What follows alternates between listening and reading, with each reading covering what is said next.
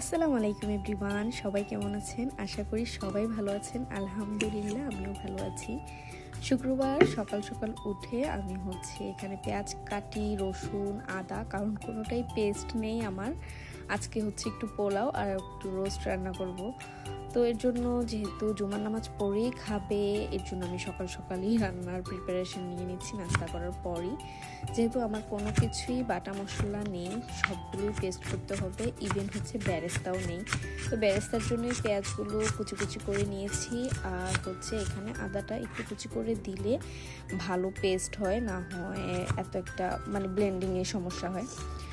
ওকে, এখানে আমি পেঁয়াজগুলো কেটে নিয়েছি। এখন আমি আদাগুলো কেটে নিচ্ছি। এই যে পেঁয়াজগুলো আমি একদম যেন পানি ঝরিয়ে নিচ্ছি, যেন বেরেস্তাতে একটু প্রবলেম না হয়। আর এখানে আদা রসুন সবগুলো পেস্ট করে নিয়েছি। আদা রসুন পেস্ট করার পর আমি এখানে পেঁয়াজ বেরেস্তার জন্য অনেকটাই তেল দিয়ে দিয়েছি। এখানে আমি অলিভ অয়েল ইউজ করেছি, যে কোনো তেল ইউজ করা যাবে। তারপর আমি একটা পেঁয়াজ দিয়ে দেখছিলাম যে তেলটা গরম হয়েছে কিনা, কারণ ঠান্ডা তেলে বেরেস্তা একদমই মজা হয় না। আর আমার যে পেঁয়াজগুলো কেটেছি সবগুলো একসাথে দিলে বেরেস্তা ভালো হবে না, তাই আমি দুবারই ভাজবো। ফার্স্ট স্টেপে অল্প করে হালকা আঁচে ভাজতে হবে, তাহলে বেরেস্তা সুন্দর হয়। আর পাশাপাশি আমি রোস্টের জন্য যে চিকেনটা, এটা একটু লবণ আর একটু লাল মরিচ, গুঁড়ি মরিচ দিয়ে মাখিয়ে রেখে দিব। হলুদ দিব না, কারণ আমি আজকে রোস্টটা একদমই সাদা সাদা করতে চাচ্ছি। তো এই দুইটা ভালো করে আমি একটু মেখে রেখে দিব। আর এই সাইডগুলো আমি কাটতে একদম ভুলে গিয়েছি। এগুলো একটু কাটলে রোস্ট ভাজার সময় ছাড়ে না, তো আর তত ভালো করে কাটা হয় নাই। তো এখানে আমি এগুলো মেখে আবার বেরেস্তার দিকে চলে এসেছি, কারণ লাস্টের দিকে এটা অনেক তাড়াতাড়ি হয়। এই পর্যায়ে আমি গ্যাসটা একদম অফ করে দিব। আমার এই পর্যায়ে আমি বেরেস্তাগুলো উঠিয়ে নিব। উঠানোর পরেও অনেক কালার চলে আসে, আমি আর একটু আগে উঠানোই উচিত ছিল। তারপর আমি নেক্সট যে বাকি পেঁয়াজগুলো ছিল এগুলোই বেরেস্তা করে নিচ্ছি। বেরেস্তা আমি সবসময় ট্রাই করি যে একটু বেশি করে করে রাখার জন্য। হুট করে কাজে লেগে যায়, তখন তাড়াহুড়ো একদমই কোনো কিছু করা হয় না। যেমন আজ কোনো কিছুই নেই, সব কিছু করতে গিয়ে আমার অনেকটা লেট হয়ে যায়। আর এখানে কাজু আর পিস্তাশিও দুটোই বাদাম আমি একটু পানি দিয়ে ভিজিয়ে রেখে দিব কয়েক মিনিটের জন্য, যেন এটা একটু নরম হয়। এটাও আমি পেস্ট করার জন্য ভিজিয়ে রেখে দিব রোস্টের জন্য।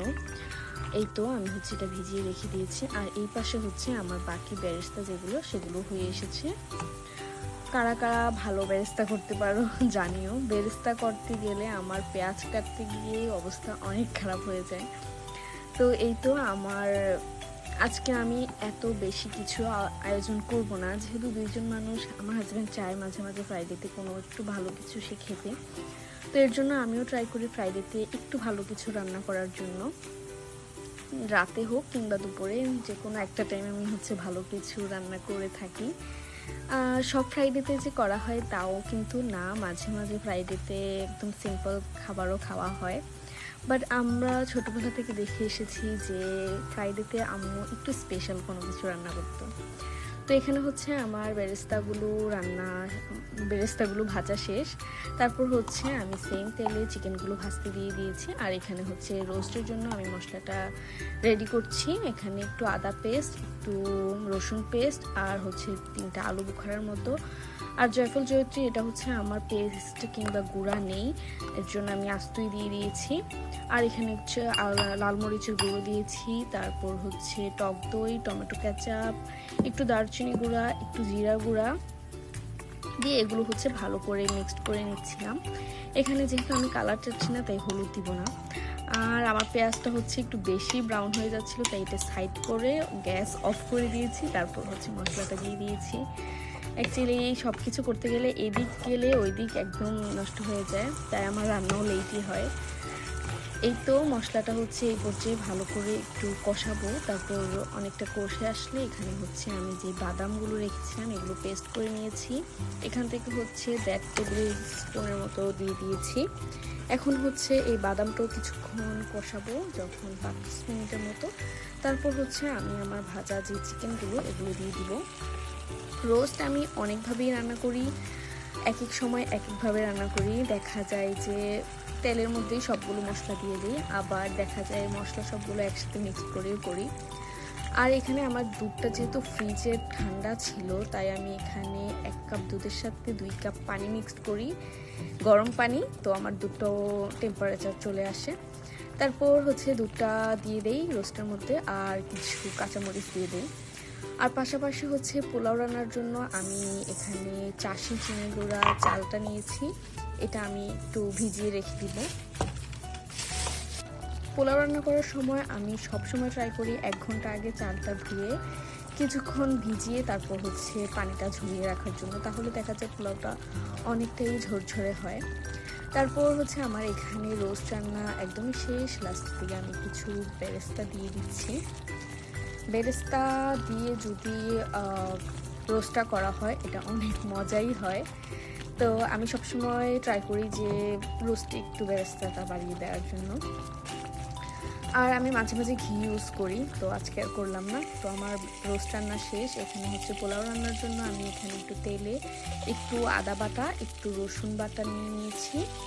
এখানে আমি পেঁয়াজ দিচ্ছি না, কারণ আমি এটা পুরো রান্নাটা হচ্ছে বেরেস্তা দিয়ে করব, আর লেট হয়ে যাচ্ছে। মেইন হচ্ছে এটা, আমি এখন পেঁয়াজ কুচি করতে গেলে অনেকটাই লেট হয়ে যাবে। আমার হাজব্যান্ডও খেতে চলে এসেছে, তো ওই মুহূর্তে আমি অনেক তাড়াহুড়ো করে করছিলাম। তারপর হচ্ছে এইখানে আমি গরম মশলা দিতেই ভুলে গিয়েছি। তারপর এর মধ্যে হচ্ছে আমি একটু এলাচি তেজপাতা দারচিনি দিয়ে পোলাওটা দিয়ে ভালো করে ভেজে নিয়েছি। এরপর হচ্ছে এখানে আমি বেরেস্তা দিয়ে দিয়েছি, যেহেতু আমি এখানে পেঁয়াজ দেই নাই, আর আমার ভাজা পেঁয়াজ তো আছেই, তো এর জন্য হচ্ছে আমি পেঁয়াজ বেরেস্তা দিয়ে দিয়েছি। আর এখানে আমি 2 কাপ চালের জন্য 4 কাপ পানি দিয়েছি, 2 কাপ পানি 3 কাপ পানি 1 কাপ দুধ মিক্সড করে দিয়েছি। আর হচ্ছে লবণটা আমি পানি দেওয়ার পরই দেই, যখন চেক করা যায়। এরপর হচ্ছে অনেকগুলো কাঁচামরিচ দিয়ে দিব। এই তো, এই পর্যায়ে আর কোনো কিছুই করবো না, এটাকে আমি একদম ঢেকে দিব। আর এই দমে এটা হয়ে আসবে। তো আমার পোলাও রান্না হচ্ছে একদমই শেষের দিকে, আর শেষের দিকে এসে হচ্ছে আমি চালটা একটু চেক করে তারপর হচ্ছে একটু ঘি দিয়ে দিব। তারপর এখানে আমি কিন্তু পোলাওয়ে অনেক কিশমিশ দেই, বাট সেদিন কিশমিশ দিতে একদম ভুলে গিয়েছিলাম। কিশমিশ আমার অনেক পছন্দের পোলাওতে, বিরিয়ানিতে। তারপর হচ্ছে একটু করে বেরেস্তা দিয়ে দিয়েছি। পোলাও রান্নাও শেষ। এখন হচ্ছে ডিম সিদ্ধ করে রেখেছিলাম, এগুলো একটু লবণ দিয়ে হচ্ছে হালকা ফ্রাই করে নেব। পোলাওয়ের সাথে এরকম সাদা সাদা ডিমটা ভালোই লাগে। তো এখানে হচ্ছে আমি সকালের জন্য সহ ডিম সেদ্ধ করেছিলাম, বাট সকালে খাওয়া হয় নাই, তো এর জন্য হচ্ছে এখনই সবগুলো ফ্রাই করে ফেলেছি। তারপর হচ্ছে ডিমগুলোর উপরে একটু করে পেঁয়াজ বেরেস্তা দিয়ে দিচ্ছি। আমি ধনিয়া পাতাও দেই, বাট এখন টাইম নেই। এই তো আমার পোলাও রান্নাও শেষ। এখানে হচ্ছে রোস্ট রান্না শেষ। আমি প্লেটেও সার্ভ করি নাই, একদমই নিয়ে এসেছি কারণ তাড়াহুড়া। তো আজকে এই পর্যন্তই। সবাই ভালো থাকবেন, সুস্থ থাকবেন, দেখা হবে নেক্সট কোনো ভিডিওতে। আল্লাহ হাফিজ, বাই।